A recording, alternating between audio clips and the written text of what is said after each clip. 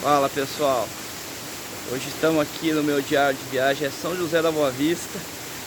Estamos aqui numa cachoeira aqui nas águas de São João. Olha que bacana essa cachoeira, muito top mesmo. Ó, é aqui dentro do nosso município, pessoal pouco conhecida, mas nosso município tem muitas belezas naturais aí. Deixa um like lá, compartilha, se inscreve, deixa um like. Valeu, galera!